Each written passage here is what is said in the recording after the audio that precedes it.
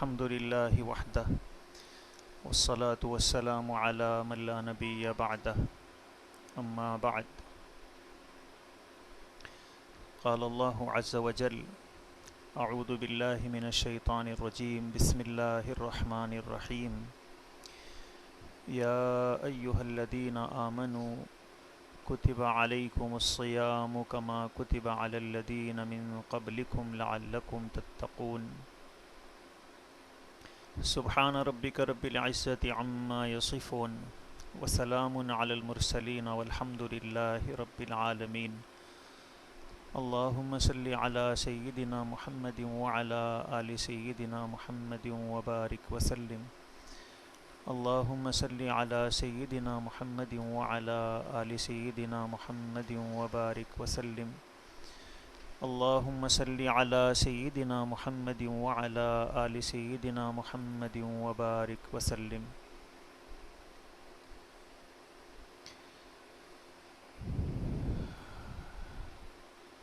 اللہ رب العزت نے ہمیں جو یہ مبارک و مسعود مہینہ عطا فرمایا،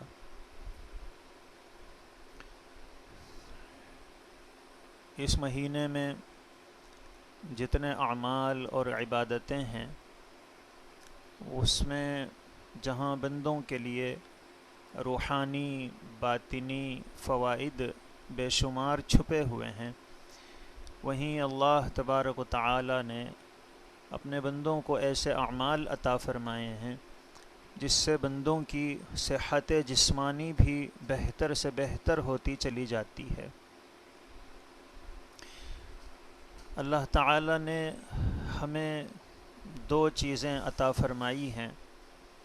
انسان دو چیزوں کا مرکب ہے، ایک روح اور ایک جسم۔ روح جو اللہ نے ہمیں عطا فرمائی ہے یہ ملکوتی صفات کی حامل ہے، فرشتوں کی صفات اس میں موجود ہیں۔ اس کی غذا عالم امر کے انوار و تجلیات ہیں۔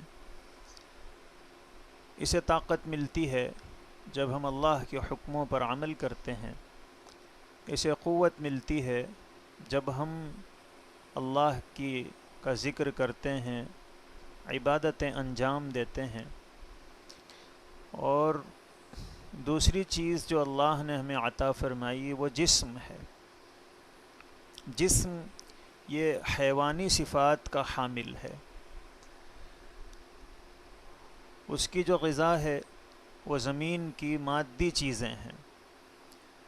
جتنا ہم مادی غذا زیادہ استعمال کریں گے حیوانی صفات بڑھ جائیں گی، اور جس قدر مادی غذائیں کم ہم استعمال کریں گے، کم کھائیں گے، تو حیوانی جو صفات ہیں وہ کم ہو کر ملکوتی یعنی فرشتوں والی صفات کا غلبہ ہوگا۔ فرشتے نہ کھاتے ہیں نہ پیتے ہیں، ان کی غذا اللہ تبارک و تعالی نے روحانی اعمال میں رکھی ہے۔ اللہ کے انوار و تجلیات اور اللہ کے اوامر پر عمل۔ روزے کا مقصد یہی ہے کہ ہم نفس کو بھوکا رکھ کر اس کی حیوانیت کو ختم کریں اور روح کو قوت ملے، طاقت ملے۔ جب روح کو قوت ملتی ہے تو خود بخود دل میں رقت اور نرمی پیدا ہوتی ہے، آخرت کی فکر اور عبادت کا ذوق بڑھتا ہے، تلاوت قرآن اور ذکر الہی میں کثرت پیدا ہوتی ہے، اور اس کے نتیجے میں انوار و تجلیات کا ورود اس بندے پر ہوتا ہے جس سے اس کی روحانی ترقی مزید بڑھتی چلی جاتی ہے، اللہ کی معرفت اور اللہ کا قرب حاصل ہوتا ہے۔ تو اللہ نے روزے کیوں فرض کیے؟ اللہ فرماتے ہیں یا ایھا الذین آمنوا، اے ایمان والو، کتب علیکم الصیام، تم پر روزے فرض کیے گئے ہیں۔ کیوں فرض کیے گئے؟ کما کتب علی الذین من قبلکم لعلکم تتقون، تاکہ تمہارے اندر تقوی پیدا ہو جائے، تمہاری روحانی زندگی بہتر بنے اور روحانیت میں اضافہ ہو۔ روزے سے جہاں روحانی فائدے ہمیں حاصل ہوتے ہیں اور بے شمار فوائد بندے کو اس کے ذریعے ملتے ہیں، وہیں اس عبادت کے ذریعے جسمانی فائدے بھی بندے کو حاصل ہوتے ہیں۔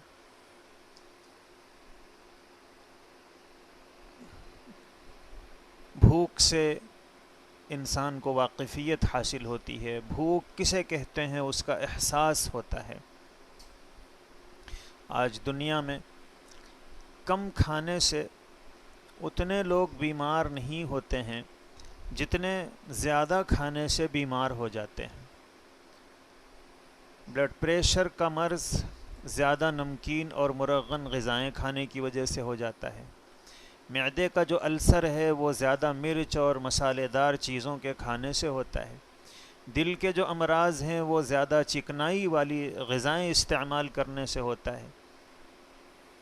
ایک مرتبہ حضرت بایزید بستامی رحمۃ اللہ علیہ بھوک کے فضائل بیان فرما رہے تھے، تو کسی نے کہا کہ حضرت بھوک کے بھی کوئی فضائل ہیں؟ تو آپ نے فرمایا کہ ہاں، اگر فرعون کو بھوک ملتی تو وہ کبھی بھی خدائی کا دعویٰ نہیں کرتا تھا۔ پیٹ بھرا ہوتا ہے تو بندہ اپنی اوقات بھول جاتا ہے۔ روزے کے ذریعے اللہ ہمیں اپنی اوقات یاد دلاتے ہیں اور غریبوں کی پریشانیوں کا احساس بھی ہوتا ہے۔ جن کے پاس 2 وقت کا کھانا مشکل سے ہوتا ہے، ایسے جو دنیا میں بندے ہیں ان کے تکلیفوں کا احساس ہمیں روزے کی حالت میں ہوتا ہے۔ ابھی لاک ڈاؤن چل رہا ہے تو کتنے ہی ایسے گھرانے ہیں جن کے پاس کھانے کی اشیاء کی قلت کی وجہ سے اور معاشی پریشانیوں کی وجہ سے 2 وقت کے کھانے کا صحیح انتظام ان کے پاس نہیں ہے۔ ابھی چند دن پہلے اخبار میں یہ بات آئی ہے کہ ایک پروگرام میں جب ایک عالم صاحب روزوں کے مسائل بیان کر رہے تھے تو کسی نے آن لائن سوال کیا کہ کیا بغیر سحری کے میں روزہ رہ سکتا ہوں؟ تو انہوں نے کہا کہ کیوں رہنا چاہتے ہیں آپ بغیر سحری کے؟ سحری سنت ہے۔ تو اس نے جو جواب دیا وہ یہ تھا کہ لاک ڈاؤن کی وجہ سے ہمارے گھر میں کوئی چیز نہیں ہے جسے ہم سحری کے طور پر استعمال کر سکیں، اس لیے ہم بغیر سحری کے روزہ رکھنا چاہتے ہیں۔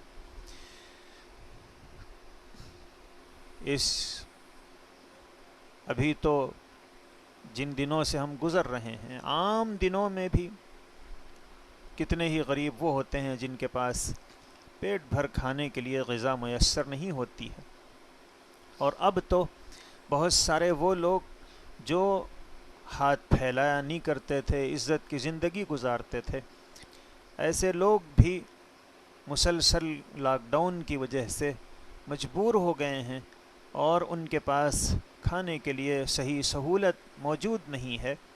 تو اب جب ہم روزہ رکھتے ہیں تو پھر یہ احساس ہمیں ہوتا ہے کہ جن کے پاس کھانے کے لیے نہیں ہے ان کی کیا تکلیف ہے۔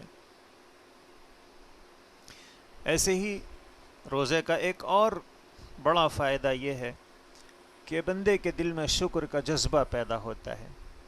اللہ رب العزت ہر لمحہ ہمیں بے شمار نعمتیں عطا فرما رہے ہیں اور مناسب وقت پر اور مناسب چیزیں اللہ تعالی ہمیں عطا فرماتے ہیں، اور دنیا میں تمام مخلوقات کو اللہ تعالی رزق پہنچاتے ہیں، اور حیرت کی بات ہے، اللہ کی مخلوقات میں ایسی ایسی ایک ایک مخلوق ہے کہ ان کی روزانہ کی غذا کا اگر ہم تصور کریں گے تو وہ اتنی زیادہ ہے کہ اگر دنیا کی کسی کمپنی کو اس کا کنٹریکٹ دیا جاتا تو بہت مشکل تھی ان سب کو غذا فراہم کرنا۔ بلو ویل مچھلی جو ہوتی ہے اس کا وزن روزانہ 50 کلو بڑھتا ہے۔ وہ کھاتی کیا ہے؟ وہ ایسی چیز کھاتی ہے جس کو ہم دیکھ بھی نہیں سکتے ہیں۔ وہ سمندر کا پانی اپنے منہ میں لیتی ہے، اور اس کے جسم میں اللہ نے بہت باریک سی اسکرین بنائی ہے، اس میں سے پانی گزرتا ہے، چھنتا ہے، اور پانی میں موجود جو چھوٹے چھوٹے بیکٹیریا ہیں وہ چھلنی کی طرح ایک طرف رہ جاتے ہیں، اور صاف پانی دوسری طرف نکل جاتا ہے، اور یہی بیکٹیریا اس کی غذا ہے۔ وہ ہر وقت چلتی رہتی ہے، وہ اپنی زندگی میں اتنا چلتی ہے کہ وہ 3 مرتبہ چاند کا چکر لگا کر واپس آ سکتی ہے۔ وَمَا يَعْلَمُ جُنُودَ رَبِّكَ إِلَّا هُوَ، اللہ کے لشکر اتنے ہیں کہ سوائے اللہ کے کوئی نہیں جانتا ہے۔ تو ہماری جو زندگی کا ایک ایک حصہ ہے اور ہماری زندگی کا ایک ایک لمحہ ہے، ہمارا رواں رواں اللہ کی نعمتوں میں ڈوبا ہوا ہے۔ ایک گھونٹ پانی جو ہم پیتے ہیں وہ اللہ کی کتنی بڑی نعمت ہے۔ ہارون رشید جو ایک مشہور بادشاہ گزرا ہے، ایک دفعہ اسے پیاس لگی تو اس نے اپنے خادم سے پانی منگوایا۔ خادم جیسے ہی پانی لے کر آیا، وہاں ایک عالم بیٹھے ہوئے تھے، انہوں نے کہا کہ بادشاہ سلامت،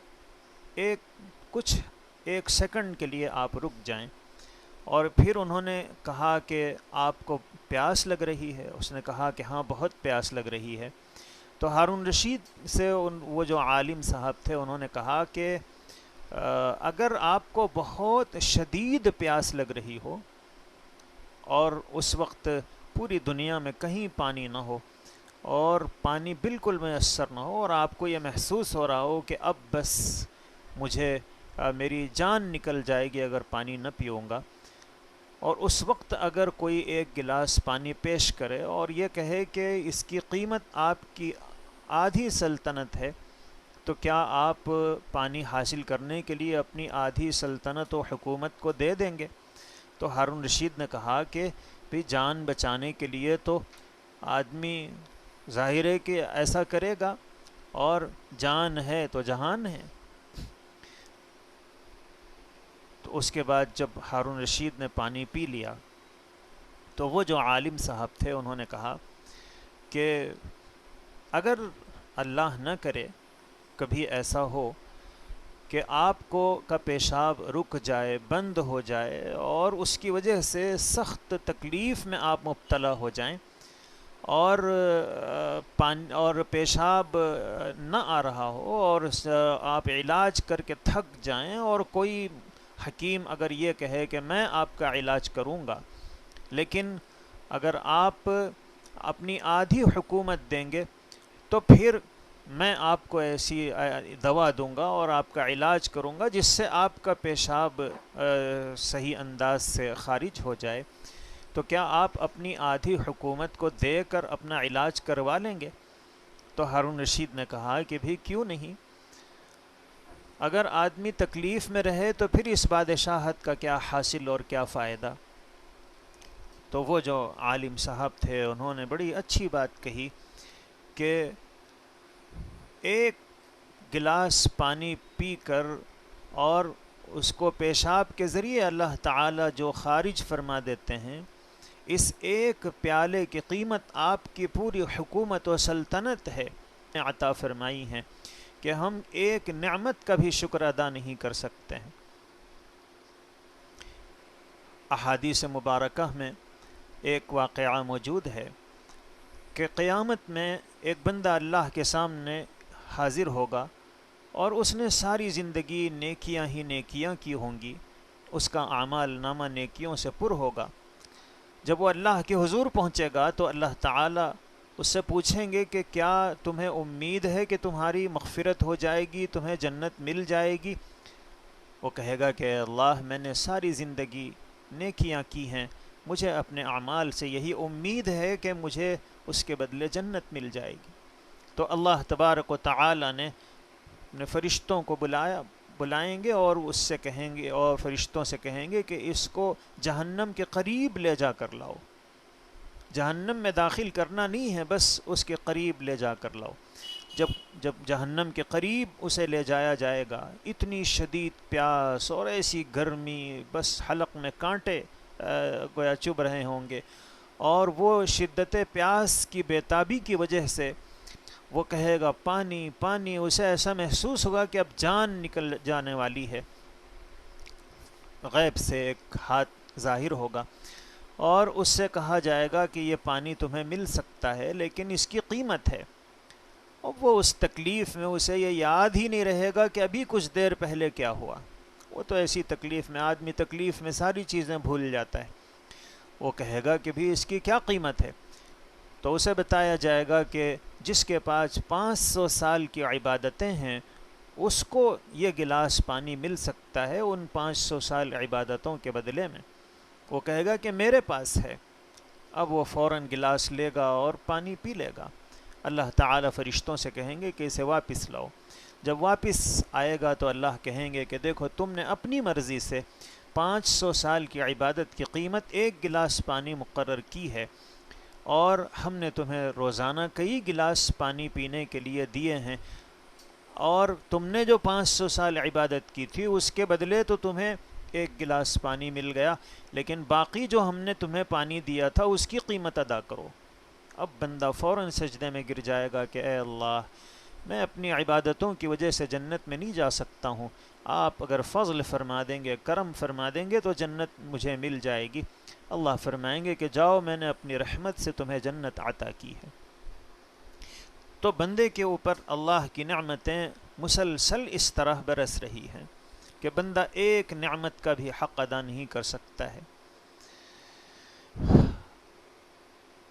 سانس کا آنا اور جسم سے باہر نکل جانا کتنی بڑی نعمت ہے۔ جن لوگوں کو استھما، دمے کی شکایت ہے، جب انہیں سانس لینے میں تکلیف ہوتی ہے تو ان کی تکلیف کا ہم اندازہ نہیں لگا سکتے ہیں۔ اور آج کل جو کرونا وائرس کے نام سے جو وائرس پھیلا ہوا ہے، اس میں بھی آدمی کو سانس لینے میں اتنی دشواری ہوتی ہے کہ اب وہ اتنا بے چین ہوتا ہے کہ بس اس کی تکلیف دیکھی نہیں جا سکتی ہے، اور وینٹیلیٹر اس کو لگا دینا پڑتا ہے، اور پھر تب کہیں جا کر وہ سانس لے سکتا ہے۔ تو سانس کا لینا یہ اتنی بڑی نعمت ہے، اور سانس کا ہمارے جسم سے نکلنا یہ اتنی بڑی نعمت ہے کہ اگر وہ متاثر ہو جائے تو پھر انسان موت کے منہ میں چلا جاتا ہے۔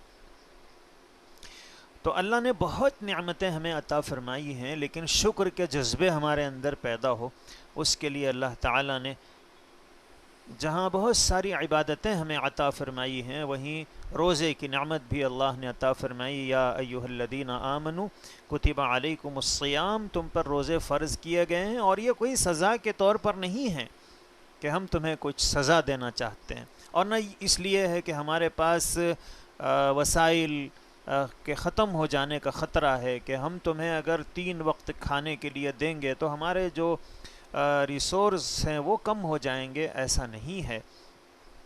کما کتب علی الذین من قبلکم، یہ ایک تسلسل ہے۔ تم سے پہلے بھی جو لوگ نیک بننا چاہتے تھے اور جنت میں جانا چاہتے تھے، اپنی زندگی کو پاک اور صاف کرنا چاہتے تھے، اپنی زندگی کو روحانی اور جسمانی آلودگیوں سے بچانا چاہتے تھے، ان کو بھی ہم نے یہی عبادت دی تھی۔ کما کتب علی الذین من قبلکم لعلکم تتقون، اور تم صبح سے شام تک بھوکے رہتے ہو، اس میں ہمارا کوئی فائدہ نہیں ہے، لعلکم تتقون، تمہارا ہی فائدہ ہے۔ کہ تمہیں تقوی والی زندگی ملتی ہے، تمہیں بچ بچ کر زندگی گزارنے کا سلیقہ تمہیں حاصل ہوتا ہے۔ یہ جو قرآن کریم کا اسلوب ہے، یہ ہم سب کو اس میں ایک نصیحت ہے کہ ہم جب اپنے ماتحتوں کو کوئی حکم دینا چاہتے ہیں تو پھر انداز ایسا اختیار کریں جس سے ان کے لیے اس پر عمل کرنا آسان ہو جائے، اور انہیں اس کے فوائد اور حکمتیں بتلا کر پھر اگر کوئی حکم ہم دیں گے تو پھر ان کے لیے بھی اس پر عمل کرنا آسان اور قبول کرنا آسان ہو جاتا ہے۔ تو اس روزے کی وجہ سے اللہ کی جو نعمتیں ہمیں ملی ہوئی ہیں، جب ہم بھوکے رہتے ہیں تو اس وقت ہمیں یہ احساس ہوتا ہے کہ اللہ نے کھانے کی نعمت جو میں عطا فرمائی ہے وہ کتنی بڑی ہے۔ آدمی کے دل میں شکر کے جذبے پیدا ہوتے ہیں کہ بھوک میں اتنی تکلیف ہے اور اللہ تعالیٰ نے مجھے کبھی بھوکا نہیں رکھا۔ پانی پینے کی جو نعمت ہے، جب پیاس کی شدت ہوتی ہے تو آدمی کو احساس ہوتا ہے کہ پیاس کے وقت پانی کا مل جانا اور جسم میں اس کا پہنچ جانا، یہ اللہ کی کتنی بڑی نعمت ہے۔ تو آدمی کے دل میں شکر کے جذبے پیدا ہوتے ہیں اس روزے کی وجہ سے۔ ایسے ہی یہ سالانہ ورکشاپ ہے۔ آج کے سائنٹیفک دور میں پروفیشنل لوگ جو ہوتے ہیں وہ اپنے آپ کو اپڈیٹ کرنے کے لیے، اپنے پروفیشنل نالج میں ترقی کے لیے اور اپنے تجربات میں اضافے کے لیے سالانہ کچھ نہ کچھ کرتے ہیں۔ قرآن کریم نے 1400 سال پہلے یہ تصور پیش کر دیا کہ اپنے جذبات اور کیفیات کو مینٹین کرنے کے لیے، برقرار رکھنے کے لیے اور اپنے آپ کو روحانی طور پر اپ گریڈ کرنے کے لیے سال میں 1 مہینہ تمہیں ایسا دیا جا رہا ہے جس میں تم قرآن کریم کو شروع سے آخر تک سنو گے اور پھر جذبوں کی سچائی کے ساتھ عمل کا ارادہ کرو گے۔ نئے سرے سے تمہارے ایمانی بیٹری چارج ہو جائے گی اور ایک نئے عزم کے ساتھ تم اللہ کی رحمتوں سے ایک انقلابی زندگی کا آغاز کرو گے۔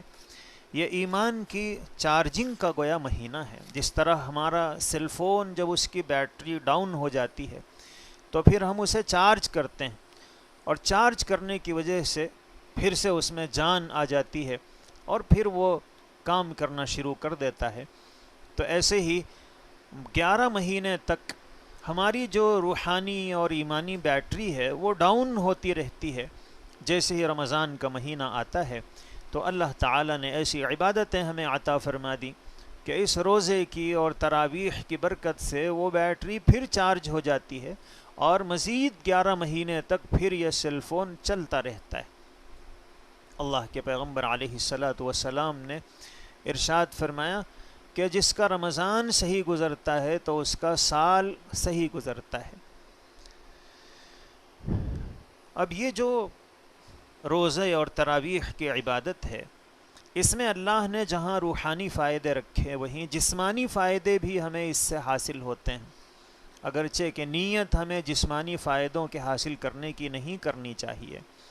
عبادتوں سے اصل مقصود جسمانی فائدے حاصل کرنا نہیں ہے، عبادتوں سے اصل مقصود روحانی فوائد کا حصول ہے۔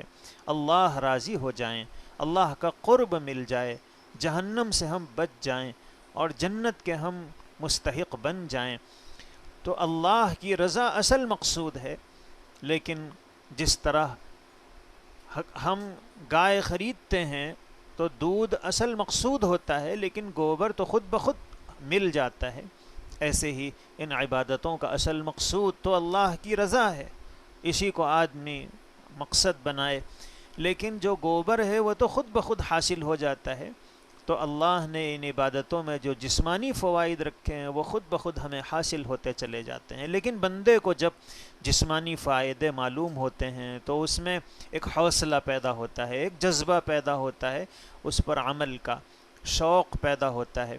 اس لیے بزرگوں نے اور علماء نے اس کے جسمانی فائدے بھی ہمیں بتلائے، اور آج ہم اسی کو دہرا رہے ہیں کہ اس سے جسمانی فائدے کیا حاصل ہوتے ہیں۔ اس سے پہلے ایک واقعہ آپ سنیں۔ ہارون رشید کے پاس ایک مرتبہ ایک عیسائی پادری آیا جو بڑا اچھا حکیم بھی تھا، تو اس نے ہارون رشید سے کہا کہ مجھے ایک بات آپ سے پوچھنی ہے، وہ یہ ہے کہ آپ لوگ یہ کہتے ہیں کہ قرآن کریم میں تمام زندگی کے اصول موجود ہیں، کیا قرآن میں انسان کی صحت کے متعلق بھی کوئی اصول ہے کہ انسان کی صحت کے سلسلے میں بھی اللہ نے کوئی بات ارشاد فرمائی ہو اور آپ کے پاس وہ موجود ہو؟ ہارون رشید کے پاس اس وقت جو علماء موجود تھے، ہارون رشید نے ان سے کہا کہ آپ لوگ اس کا جواب دیں۔ تو ایک عالم حضرت علی ابن حسین رحمۃ اللہ علیہ وہ کھڑے ہوئے اور انہوں نے کہا کہ قرآن کریم میں اللہ تعالیٰ نے صحت کا ایک بہترین اصول ارشاد فرمایا ہے، اور وہ ہے کلوا واشربوا ولا تسرفوا، کہ کھاؤ اور پیو اور اسراف مت کرو، اوور ایٹنگ مت کرو، زیادہ مت کھاؤ۔ تو اس نے پھر پوچھا کہ کیا آپ کے نبی صلی اللہ علیہ وسلم نے بھی روحانی تعلیمات کے ساتھ ساتھ جسمانی صحت کے بارے میں بھی کوئی اصول بتایا ہے؟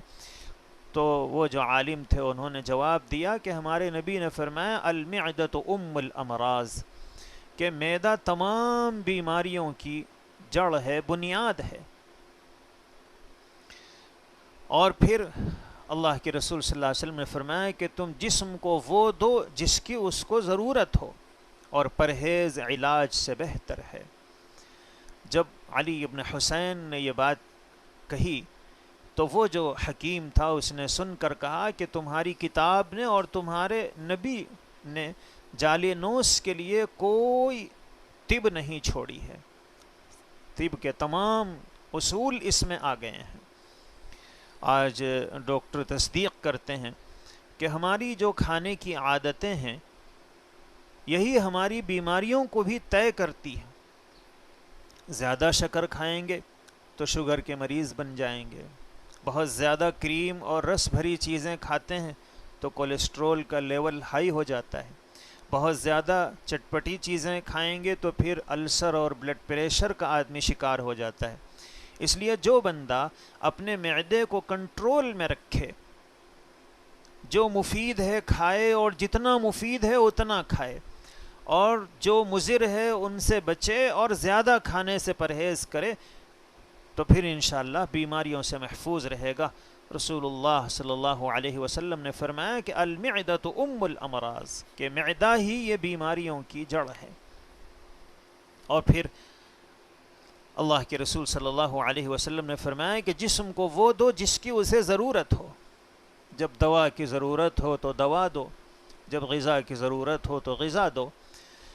تو پھر اب ظاہر ہے کہ جسم کو ضرورت کے وقت جو چیز مل جائے تو پھر وہ جسم کا حصہ بنتی ہے۔ اور اللہ کے نبی صلی اللہ علیہ وسلم نے فرمایا کہ پرہیز علاج سے بہتر ہے۔ جو لوگ شوگر کے مریض ہیں دسترخوان پر جب میٹھا دیکھتے ہیں تو پھر ان کنٹرول ہو جاتے ہیں اور کہتے ہیں کہ بس اللہ مالک ہے اور یہ کہہ کر کھا لیتے ہیں۔ ایسے ہی جو لوگ سامنے بیٹھے ہوئے ہیں وہ یہ کہتے ہیں کہ بھی اللہ کا نام لے کے کھا لو، کچھ نہیں ہوگا۔ لوگ اس کو توکل سمجھتے ہیں، حالانکہ یہ توکل نہیں، یہ گناہ ہے۔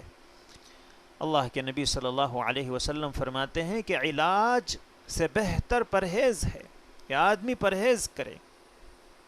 اسی لیے علماء نے لکھا ہے کہ ڈاکٹروں نے ماہرین طب نے کسی مریض کو یہ مشورہ دے دیا ہے کہ یہ چیز تمہاری صحت کے لیے مضر ہے، نقصان دہ ہے۔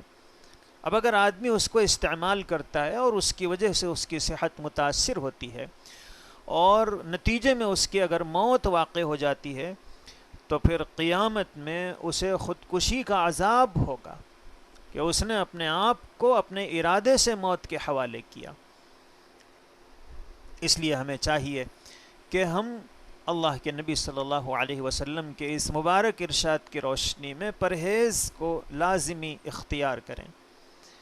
ایسے ہی کم کھانے کی عادت ڈالنا، جب ہم کھا رہے ہوں اس وقت، جب بھوک ہو اس وقت کھانے کو بند کر دینا کہ ابھی ایک دو لقمے، دو چار لقمے اور کھا سکتے ہیں، آدمی کھانے کو بند کر دے۔ اللہ کے نبی صلی اللہ علیہ وسلم کی سنتوں میں سے یہ ایک سنت ہے۔ اللہ کے پیغمبر علیہ الصلاۃ والسلام کے بارے میں احادیث میں موجود ہے کہ حضور 3 دن مسلسل کبھی آپ نے پیٹ بھر کر کھانا نہیں کھایا۔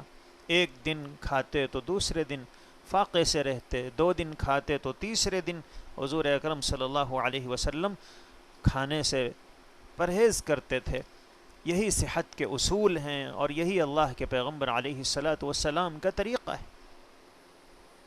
کھانے کے بہترین اصول صحابہ کرام نے اللہ کے پیغمبر علیہ الصلاۃ والسلام کی سنتوں کی اور آپ کے ارشادات کی روشنی میں جو اختیار کیے تھے وہ یہ تھے کہ جب بھوک لگے تو کھاؤ، اور جب تھوڑی سی بھوک باقی رہ جائے تو اس وقت کھانا بند کر دو۔ ہم لوگ بجائے اس اصول کو اختیار کرنے کے، ہم نے جو اصول بنایا ہوا ہے کہ جب وقت ہو جائے تو کھاؤ اور جتنی گنجائش ہے کھاتے رہو، یہ طریقہ صحت کے بالکل خلاف ہے۔ آدمی وقت پر کھانے کے بجائے جب بھوک لگے اس وقت کھائے۔ اللہ تبارک و تعالی نے چونکہ اپنی صحت کی حفاظت اور اسے کیسے کنٹرول کرنا چاہیے، یہ چونکہ تمام لوگ آسانی سے نہیں کر پاتے تھے، اس لیے کہ انسانوں کا ایجوکیشن لیول وہ مختلف ہے، معاشی حالتیں الگ الگ ہیں، تو اللہ نے اپنی مہربانی سے ایک مہینہ ہمیں ایسا عطا فرمایا جس میں ہمیں گویا اللہ عبادت کے طور پر، فرض کے طور پر، لازمی طور پر اللہ نے ایسے اعمال دے دیے جس کی وجہ سے آدمی کے معدے کو راحت حاصل ہوتی ہے اور اس کی صحت جسمانی بھی ٹھیک ہوتی چلی جاتی ہے۔ اللہ نے 1 مہینے کے روزے فرض فرما دیے۔ اب ظاہر ہے کہ آدمی صبح سے شام تک بھوکا اور پیاسا ہے، معدے کو سکون مل رہا ہے، راحت مل رہی ہے، اور جسم میں جو زائد فیٹ ہے، چربی ہے، وہ ختم ہو رہی ہے اور جسم صحت کی طرف مائل ہوتا جا رہا ہے۔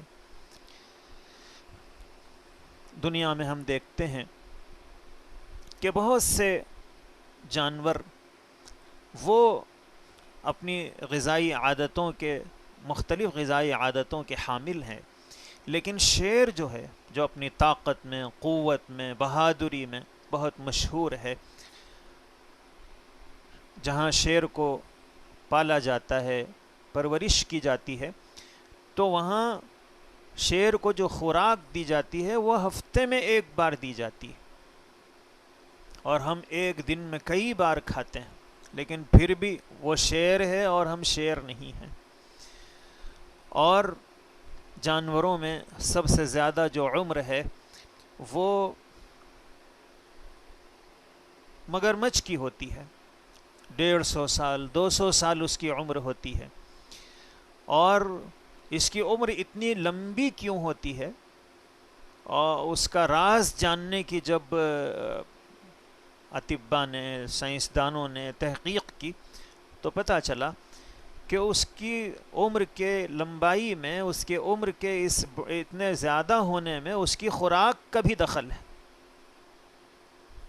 مگرمچھ کا جو وزن ہوتا ہے وہ 700 کلو گرام ہوتا ہے، یعنی اگر ایک آدمی کے 70 کلو اگر ہم اس کا وزن سمجھیں تو 10 آدمیوں کا جو وزن ہوتا ہے وہ ایک مگرمچھ کا ہوتا ہے، لیکن 24 گھنٹوں میں مگرمچھ صرف 700 گرام کھاتی ہے، اور ہمارا جو دوپہر کا کھانا ہوتا ہے وہ خود ہی 2 کلو گرام کے برابر ہوتا ہے، اور پھر چائے کے نام پر اور پتہ نہیں کس کس نام سے ہم اور کھاتے ہی رہتے ہیں۔ لیکن حقیقت یہ ہے کہ جب بھی کسی مشین پر زائد بوجھ ڈال دیا جائے گا تو اس کی کارکردگی متاثر ہو جاتی ہے۔ کوئی انسان 50 کلو وزن اٹھا سکتا ہے، اگر آپ اس کے اوپر 100 کلو کا وزن اس کے سر پر رکھ دیں گے تو بس 2-4 قدم چل کے بیٹھ جائے گا۔ تو جو 50 کلو برداشت کر سکتا ہے اس کے سر پہ 50 کلو کا ہی وزن ڈالنا چاہیے. اگر ہم زیادہ بوجھ ڈال دیں گے تو وہ اس کی حیثیت اور اس کی طاقت سے باہر ہو جائے گا. ایسے ہی اللہ نے معدے کی جو نعمت ہمیں عطا فرمائی ہے اس میں جتنی سکت ہے ہضم کرنے کی، اگر ہم اس سے زیادہ اس پر بوجھ ڈال دیں گے تو پھر اس کی صحت اور کارکردگی متاثر ہو جاتی ہے. دنیا میں جو مشہور لوگ گزرے ہیں، جب ہم ان کے حالات کو پڑھتے ہیں کہ ان کی خوراک کیا تھی، سیدنا عمر فاروق رضی اللہ عنہ جو صحابہ کرام میں بہادری میں اور اپنے رعب میں، طاقت میں مشہور تھے، حضرت عمر فاروق رضی اللہ عنہ کی سیرت میں ان کی جو غذا لکھی ہوئی ہے کہ وہ ایک وقت میں صرف 9 لقمے کھانا کھاتے تھے، لیکن اس کے باوجود وہ عمر فاروق تھے. حضرت عبداللہ بن عمر رضی اللہ عنہ جو حضرت عمر فاروق کے فرزند ارجمند ہیں اور سنتوں کی اتباع میں بہت مشہور ہیں، خصوصی امتیاز ان کو حاصل ہے اللہ کے پیغمبر علیہ الصلاۃ والسلام کی سنتوں پر عمل کا. یوں تو تمام صحابہ ہی سنتوں پر عمل کیا کرتے تھے، لیکن ابن عمر رضی اللہ عنہ کی خصوصیت یہ تھی کہ وہ سنتیں جن کو ہم عادت سمجھتے ہیں، حضرت عبداللہ بن عمر اس کو بھی اختیار کرنے کی پوری کوشش کرتے تھے. تو حضرت عبداللہ بن عمر رضی اللہ عنہ کے پاس ایک صاحب آئے اور آ کر انہوں نے کہا، انہوں نے کوئی پاؤڈر دیا، ہاضمولے کی کوئی دوا دی اور کہا کہ یہ رکھ لیجئے، کام آئے گی. تو حضرت عبداللہ بن عمر رضی اللہ عنہ نے فرمایا کہ اس کا کیا فائدہ ہے، تو کھانا ہضم ہوگا. تو حضرت عبداللہ بن عمر رضی اللہ عنہ نے فرمایا کہ یہ کسی اور کو دے دو، اس لیے کہ 40 سال ہو گئے ہیں میں نے اب تک پیٹ بھر کر کھانا نہیں کھایا. تو یہ اس ہاضمولے کی ضرورت تو اسے پڑے گی جو پیٹ بھر کر کھاتا ہے. حضرت امام بخاری رحمۃ اللہ علیہ جن کا علم حدیث میں بہت اونچا مقام ہے اور اللہ نے عجیب ذہانت انہیں عطا فرمائی تھی، لیکن ان کی غذا وہ 7 بادام تھے کہ دن بھر میں صرف 7 بادام کھاتے تھے. اور امام بخاری تھے، اور ظاہر ہے کہ ہم پتہ نہیں الا بلا کیا کیا کھا لیتے ہیں، لیکن ہماری ذہانت اور ہماری کارکردگی اور ہمارے کام کا طریقہ وہ نہیں ہے جو امام بخاری علیہ الرحمہ کا تھا. رمضان المبارک اللہ نے اپنی رحمت سے ہمیں عطا فرمایا تاکہ ہم اپنے ارادے سے تو ہم اپنی کھانے کی عادتوں پر کنٹرول نہیں کر پا رہے تھے. اللہ نے فضل فرمایا کہ میرے بندوں کو 1 مہینہ تو کم از کم ایسا پابند بنانا چاہیے کہ ان کی صحت جسمانی بھی ٹھیک ہو جائے. تو رمضان المبارک یہ اپنی غذائی عادتوں کو درست کرنے کا ایک زرین موقع ہے. تو روزے سے جہاں بہت سے فائدے حاصل ہوتے ہیں، روزے سے آدمی میں صبر کی صفت پیدا ہوتی ہے کہ بھوک لگ رہی ہے آدمی برداشت کر رہا ہے، پیاس لگ رہی ہے برداشت کر رہا ہے، اور بہت سارے اور عوارض محسوس ہوتے ہیں آدمی اسے برداشت کر رہا ہے. تو صبر یہ صفت آدمی کو حاصل ہوئی، نعمتوں کی قدر محسوس ہوئی، اور کھانے کی عادت پر کنٹرول بھی ہو رہا ہے. اور وزن کم کرنے کا آسان نسخہ جو کتابوں میں لکھا ہوا ہے، ایک ہوتا ہے کم کھانا، یہ بھی اللہ کے پیغمبر علیہ الصلاۃ والسلام کی سنت ہے. اور اللہ کے نبی صلی اللہ علیہ وسلم کی ایک اور سنت یہ ہے کہ آہستہ کھایا جائے، چبا کر آدمی کھائے، آہستہ آہستہ کھائے. جو لوگ اپنے وزن کو کم کرنا چاہتے ہیں وہ آہستہ کھانے کو اپنا معمول بنائیں کہ آہستہ کھانا یہ بھی آدمی کے وزن کو کم کر دیتا ہے. رمضان المبارک میں دن میں ہمارے بدن میں جب خوراک کم ہو جاتی ہے تو معدہ جب اس میں خوراک نہیں رہتی ہے، غذا نہیں رہتی ہے، اور جسم کو ضرورت ہے غذا کی، تو پھر معدہ ہمارے جسم میں جو زائد چربی ہے اسے لے کر اسی وقت اسے شوگر میں تبدیل کر کے اسے استعمال کرتا ہے، جس کی وجہ سے ہمارے جسم کی جو زائد چربی ہے وہ پگھل جاتی ہے اور ہمارا جسم، اور پھر ہم صحت مند ہو جاتے ہیں اور وزن گھٹ جاتا ہے۔ ایسے ہی تراویح کی جو عبادت ہے وہ جہاں عبادت کا پہلو اپنے اندر لیے ہوئے ہے کہ ایک ایک سجدہ آدمی کو اللہ سے قریب کرتا چلا جاتا ہے، قرآن کریم کی تلاوت اس کی روح کو جلا بخشتی ہے، قرآن کریم کا سننا اس کے دل و ذہن و دماغ کو اور اس کی روحانی کیفیات کو ایک خوشیاں فراہم کرتا ہے، اس میں طاقت پیدا ہوتی ہے، اسے قوت ملتی ہے اللہ کے احکامات پر عمل کرنے کی۔ جہاں روحانی فائدے اس کے ہیں وہیں یہ ایک ورزش بھی ہے۔ آدمی صبح اٹھتا ہے تو اس کا شوگر لیول سب سے ڈاؤن ہوتا ہے،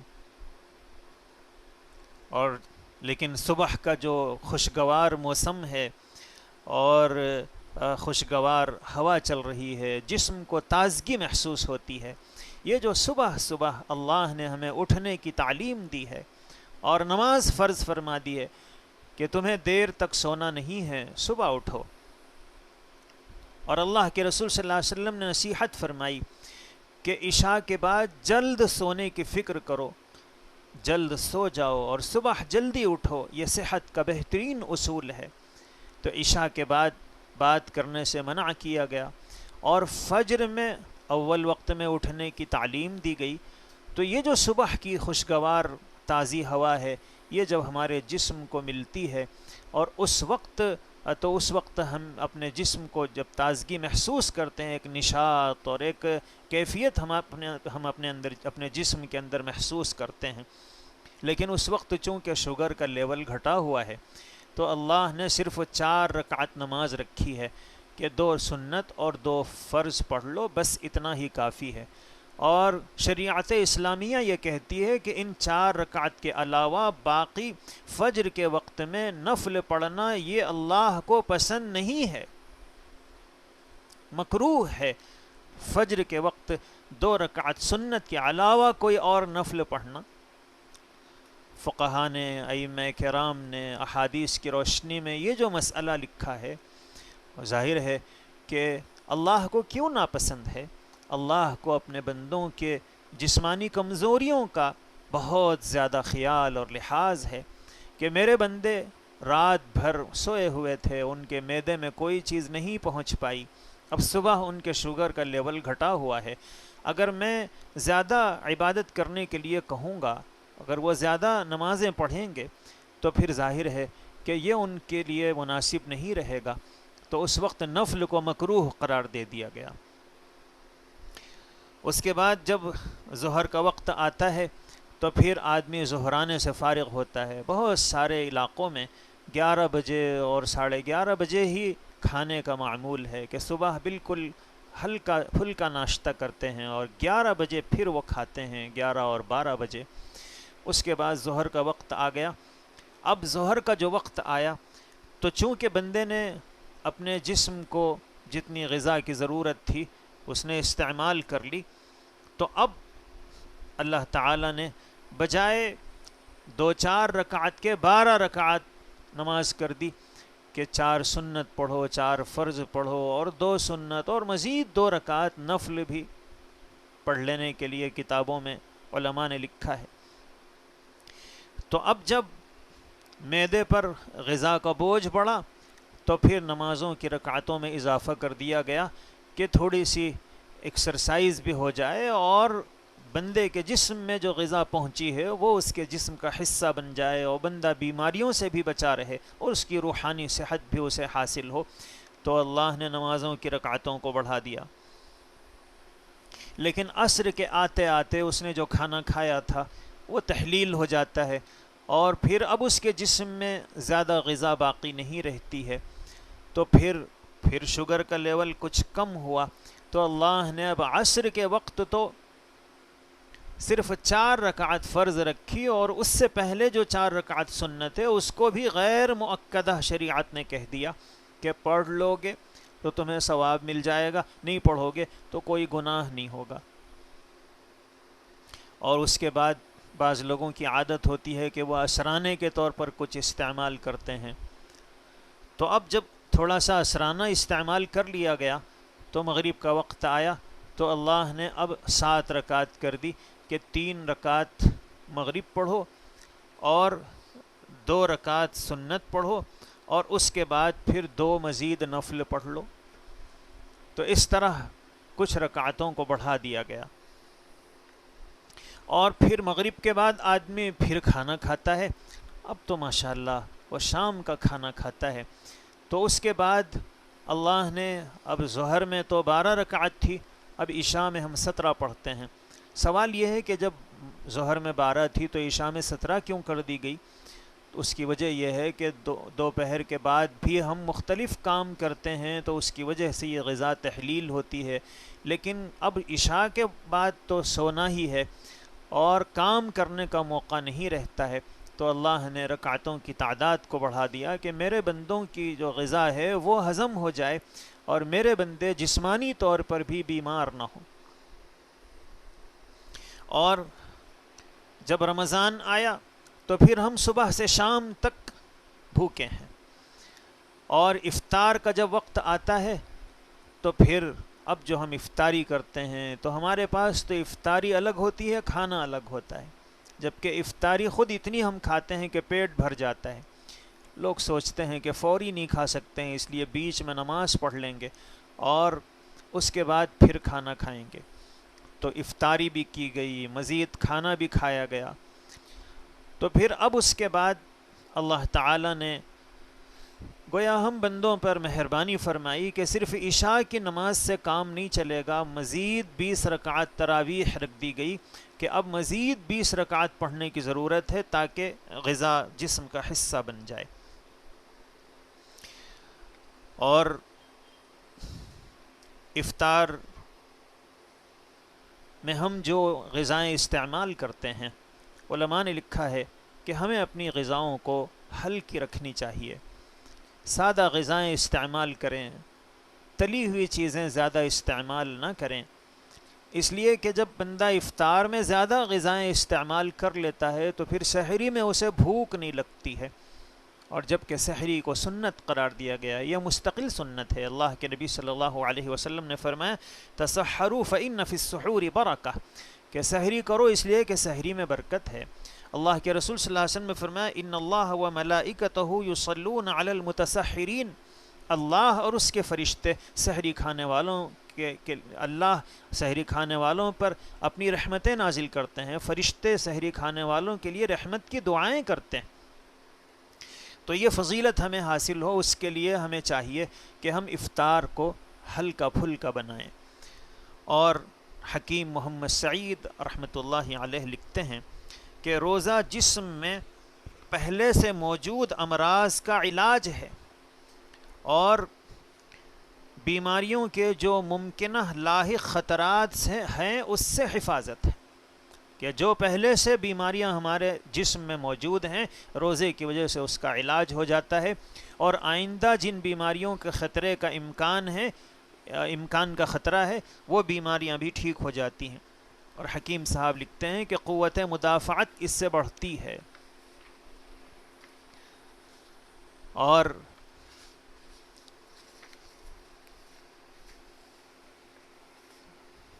حضور اکرم صلی اللہ علیہ وسلم نے ارشاد فرمایا کہ ہر چیز کی ایک زکوٰۃ ہے اور جسم کی زکوٰۃ روزہ ہے.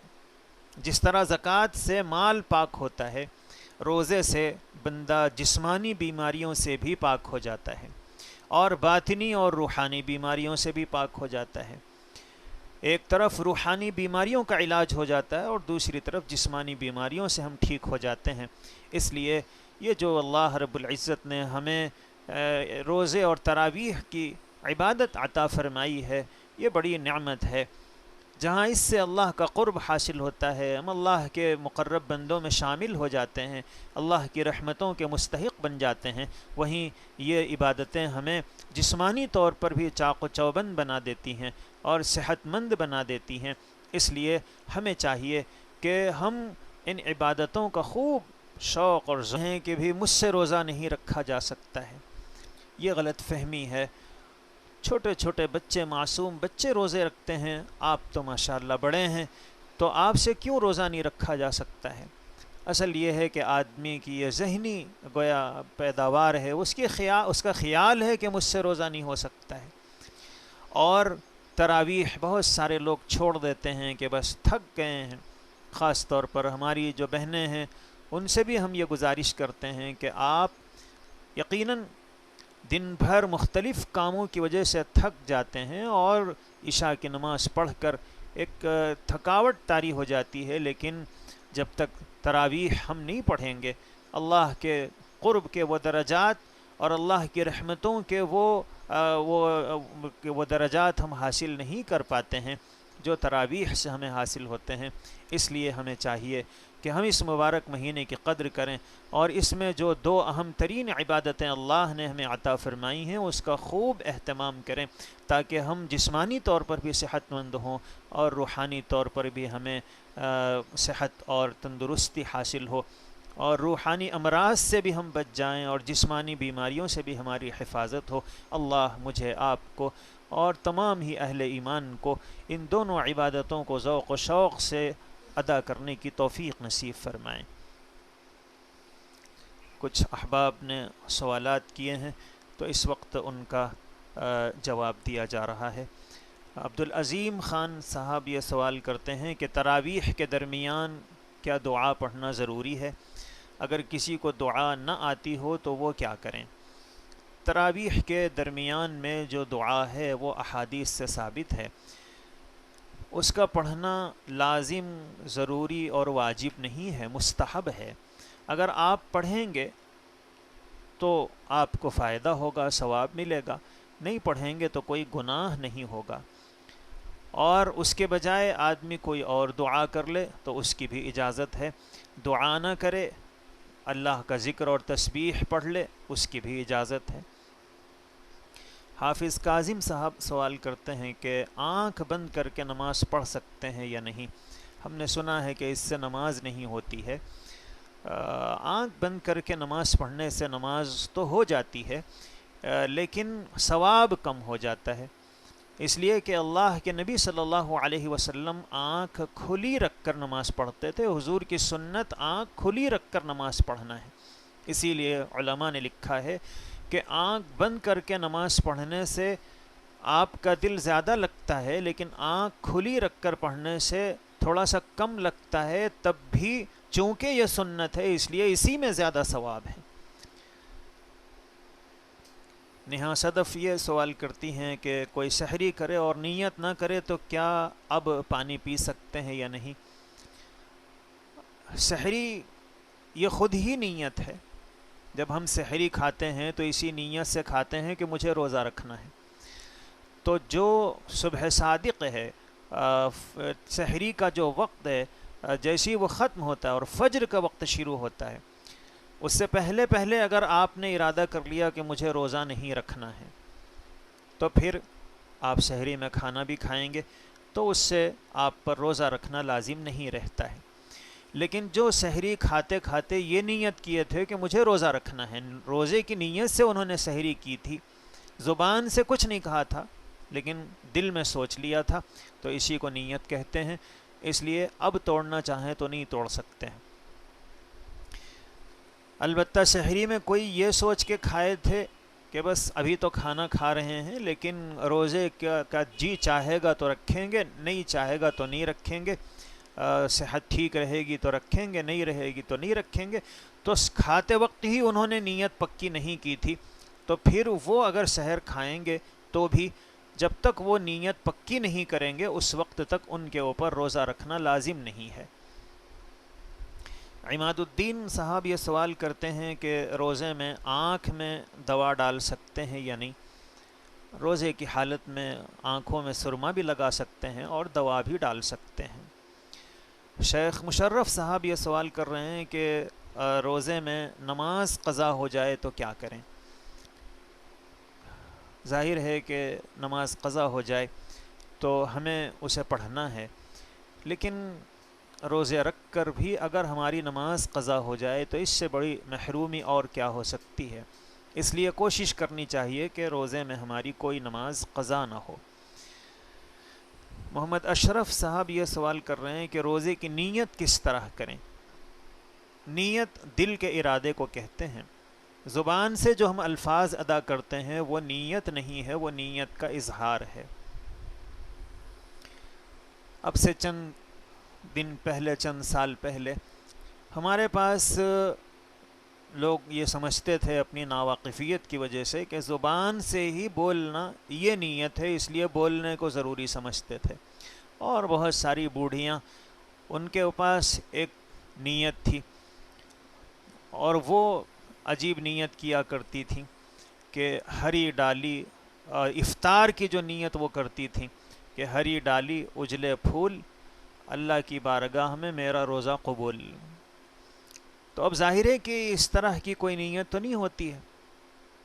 ایسے ہی نیپال کے بعض علاقوں کے بارے میں، جو پہاڑی علاقے ہیں، وہاں اب بھی دینی اعتبار سے اتنی جہالت ہے کہ وہاں کے بارے میں یہ بتایا گیا کہ نکاح کی محفل جو منعقد ہوتی ہے تو اس میں لڑکا اور لڑکی دونوں ایک ہی مجلس میں بیٹھے ہوئے ہوتے ہیں، اور لڑکا زبان سے یہ الفاظ ادا کرتا ہے کہ نیچے زمین اوپر آسمان، میرا نکاح تجھ سے ہو گیا، مان یا نہ مان، بس ہو جاتا ہے نکاح۔ تو عجیب عجیب طرح کے طریقے ناواقفیت کی وجہ سے رواج پکڑ جاتے ہیں۔ تو ایسے ہی نیت کو لوگ سمجھتے ہیں کہ زبان سے الفاظ کا ادا کرنا نیت ہے، زبان سے ادا کرنے کو نیت نہیں کہتے ہیں، نیت دل کے ارادے کو کہتے ہیں۔ اس لیے زبان سے ہم جو کہتے ہیں وہ نیت نہیں ہے، نیت کا اظہار ہے۔ اسی لیے علماء نے لکھا ہے کہ اگر کوئی عصر کی نماز مثال کے طور پر پڑھ رہا ہے اور دل میں ہے کہ عصر پڑھ رہا ہوں، اور زبان سے نکل گیا ظہر، تو زبان سے نکلے ہوئے الفاظ کا کوئی اعتبار نہیں ہے، نیت اس کی عصر ہی کی ہے، اس لیے عصر ہی کی نماز ادا ہوگی۔ تو نیت دل کے ارادے کو کہتے ہیں، اس لیے نیت دل سے کرنا چاہیے کہ میں روزہ رکھنا چاہتا ہوں، میں روزہ رکھوں گا اور اللہ کو راضی کرنے کے لیے رکھنا چاہتا ہوں۔ شیخ مشرف یہ سوال کرتے ہیں کہ روزے میں قے ہو تو کیا کریں؟ قے سے روزہ نہیں ٹوٹتا ہے، وضو ٹوٹتا ہے، اس لیے قے ہو جائے تو اس سے روزے پر کوئی اثر نہیں پڑتا ہے۔ البتہ زبردستی قے نہیں کرنی چاہیے، خود بخود قے ہو جائے تو اس سے روزہ نہیں ٹوٹتا ہے۔ ہاں، قے ہو جانے کے بعد اگر کمزوری محسوس ہو رہی ہو اور روزے کو پورا کرنا آدمی کے لیے مشکل ہو جائے، اور کمزوری اتنی ہے کہ اب روزے کو مکمل کرنا اس کے لیے آسان نہ رہے، تو پھر اس وقت شریعت کی طرف سے یہ سہولت ملتی ہے کہ اگر وہ روزہ توڑنا چاہے تو توڑ سکتا ہے، باقی قے ہونے سے روزہ نہیں ٹوٹتا ہے۔ اللہ تعالی ہم سب کو اس مبارک مہینے میں جو عبادتیں اللہ نے اپنے فضل سے ہمیں عطا فرمائی ہیں اس کے اہتمام کی توفیق نصیب فرمائے۔ دعا کر لیجیے۔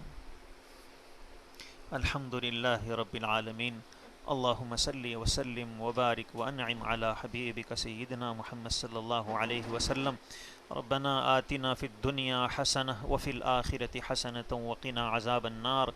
ربنا هب لنا من ازواجنا وذریاتنا قرۃ اعین واجعلنا للمتقین اماما۔ یا اللہ، یا رحمان، یا رحیم، یا کریم، اے اللہ آپ نے اپنے فضل سے، اپنے کرم سے، اے اللہ ایسی خوبصورت عبادتیں ہمیں عطا فرمائیں۔ اے اللہ ہم چاہتے تو اس طرح کی عبادتیں اپنی مرضی سے بنا نہیں سکتے تھے۔ اے اللہ آپ نے جو نعمتیں عطا فرمائی ہیں، اللہ ان میں سے ایک نعمت کا بھی ہم شکر ادا نہیں کر سکتے ہیں۔ اے اللہ آپ نے جہاں کھانے پینے کی نعمتیں عطا فرمائیں، اے اللہ آپ نے عبادتیں جو عطا فرمائی ہیں وہ بھی اتنی خوبصورت نعمتیں ہیں کہ اے اللہ آپ کا جتنا شکر ادا کیا جائے کم ہے۔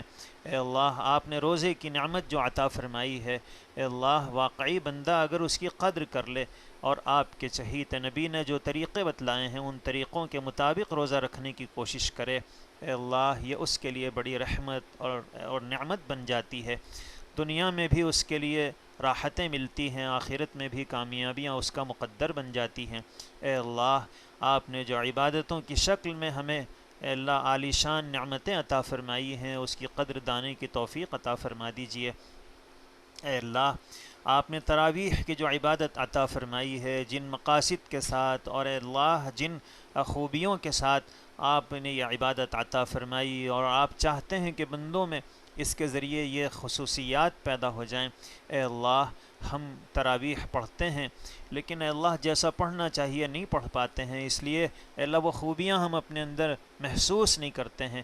اے اللہ تراویح کو آپ کے نبی نے اور آپ کے نبی کے چہیتے صحابہ نے، اولیاء عظام نے، سلف صالحین نے جس انداز سے پڑھا تھا اور جس ذوق اور شوق سے اور جن جذبوں سے پڑھا تھا، اے اللہ وہ شوق ہمیں بھی عطا فرمائیے، اور اے اللہ وہ فائدے ہمیں بھی نصیب فرمائیے۔ اے اللہ فائدے بھی عطا فرمائیے، فائدوں کے پا لینے کا احساس بھی عطا فرما دیجیے۔ جب آدمی کو کسی نعمت کے ملنے کا احساس ہوتا ہے تو پھر اس کا انداز بدل جاتا ہے۔ آدمی اگر اس کے پاس آپ مال کی نعمت اسے عطا فرماتے ہیں اور اپنے وقت کا مالدار بن جاتا ہے تو اس کے بولنے کا، چلنے کا اور اس کے اٹھنے اور بیٹھنے کا انداز بتاتا ہے کہ یہ اپنے وقت کا مالدار ہے۔ اے اللہ آپ نے ہمیں بھی اے اللہ عبادتوں کی نعمت عطا فرمائی، اے اللہ مغفرت کے خزانے آپ اس کے بدلے عطا فرماتے ہیں، لیکن اے اللہ ہمیں اس کا احساس نہیں ہو پاتا ہے۔ اے اللہ جس طرح دنیا کی نعمتوں کا احساس آدمی کے چلنے اور پھرنے سے لوگوں کو ہو جاتا ہے اور اس کی زندگی میں تبدیلی پیدا ہو جاتی ہے، ان عبادتوں کے بھی اثرات ہمارے اندر اتنے پیدا فرما دیجئے کہ ہم خود محسوس کریں کہ میری روحانی زندگی میں تبدیلی پیدا ہو گئی ہے۔ اے اللہ ایسی کچھ عبادتوں کی توفیق نصیب فرما دیجئے۔ اے اللہ عبادتوں کو قبولیت سے نواز دیجئے۔ اے اللہ اچھی نیتیں کرنے کی توفیق عطا فرمائیے۔ اے اللہ رمضان کا جو حصہ گزر چکا ہے، اے اللہ اس میں جو کوتاہیاں ہوئیں اپنے فضل سے معاف فرما دیجئے، اور جو بھلے کام ہوئے اے اللہ انہیں اپنے فضل سے قبول فرما لیجئے۔ اور اے اللہ اب جو باقی دن ہیں اے اللہ پتہ نہیں پھر رمضان کا موقع، رمضان پھر زندگی میں ہمیں نصیب ہو یا نہ ہو۔ اے اللہ آپ سے دعا تو یہی ہے کہ اے اللہ بار بار ہمیں یہ مبارک مہینہ نصیب فرمائیے۔ اے اللہ اپنے فضل سے، اپنے کرم سے اب جو دن باقی رہ گئے ہیں اے اللہ اس میں اس کی صحیح قدردانی کی توفیق عطا فرما دیجئے۔ اے اللہ ہم نے جو مانگا عطا فرما دیجئے، جو مانگنے سے رہ گیا اپنے فضل سے نصیب فرما دیجئے۔ اے اللہ جو بیمار ہیں ان کو صحت عطا فرما دیجئے، جو پریشان ہیں ان کی پریشانیوں کو دور فرما دیجئے۔ اے اللہ جو قرضوں میں مبتلا ہیں، قرضوں سے نکلنے کے حالات اور اسباب ان کے حق میں پیدا فرما دیجئے۔ اے اللہ جو مختلف عوارض میں مبتلا ہیں، اللہ جسمانی طور پر کمزور ہیں، اللہ معاشی طور پر کمزور ہیں، اللہ سب کو اے اللہ سب کی کمزوریوں کو دور فرما دیجئے۔ اے اللہ اس وقت جو لاک ڈاؤن چل رہا ہے اس کی وجہ سے اے اللہ ہر انسان پریشان ہے، اے اللہ آپ رحم اس مبارک مہینے میں آپ رحم فرما دیجئے۔ اے اللہ پہلا عشرہ آپ کے نبی نے فرمایا کہ یہ رحمت کا عشرہ ہے۔ اے اللہ ہم رحمت کے محتاج ہیں، اے اللہ رحمت عطا فرما دیجئے، رحمت اس دنیا میں نازل فرما دیجئے۔ اے اللہ رحمت کی چادر میں ہمیں لپیٹ لیجئے، رحمت کی آغوش میں ہمیں لے لیجئے۔ اے اللہ رحمت کو دنیا میں عام فرما دیجئے، اور اے اللہ اس وائرس سے اور ہر طرح کی بیماریوں سے انسانوں کو نجات عطا فرمائیے۔ اے اللہ ہماری ان دعاؤں کو اپنے فضل و کرم سے قبول فرما۔ سبحان ربک رب العزۃ عما یصفون وسلام علی المرسلین والحمد للہ رب العالمین۔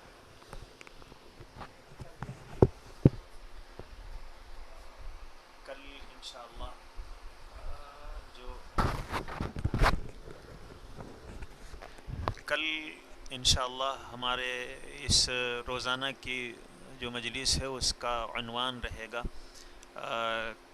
کرونا وائرس احادیث کی روشنی میں، کہ اللہ کے رسول صلی اللہ علیہ وسلم نے اس بیماری کے سلسلے میں اپنی مبارک احادیث میں جو اشارے فرمائے ہیں، اور احادیث کی روشنی میں ہم اس بیماری کو کیسے سمجھ سکتے ہیں، اور اس عنوان پر انشاءاللہ کل کی مجلس ہوگی۔